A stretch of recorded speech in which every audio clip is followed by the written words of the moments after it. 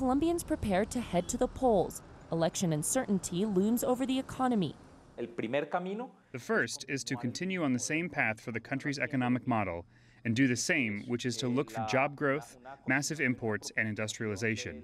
The other is a transformation and diversification of the economy through the creation of high-quality jobs. The two leading candidates expected to face off in a second round are the right-winged candidate Iván Duque and leftist candidate Gustavo Petro.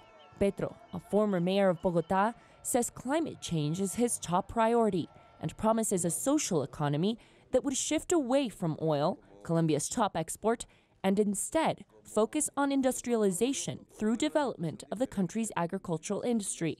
Colombian economist Mario Valencia says Petro's economic plan signals a big shift from the past, but becoming independent from oil won't happen overnight.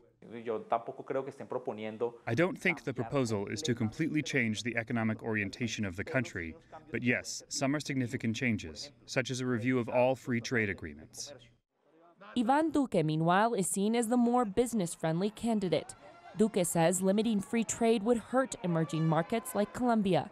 He wants to boost Colombia's offshore oil production, but also diversify exports and lower corporate tax rates to trigger employment growth.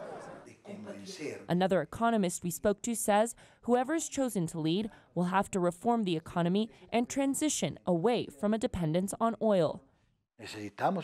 We need to industrialize and strengthen our agriculture, and instead we are defending oil and coal industry exports, and we only have oil for 5.5 more years.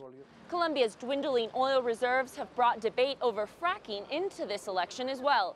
And no surprise, this controversial extraction method sees the leading candidates on opposite sides.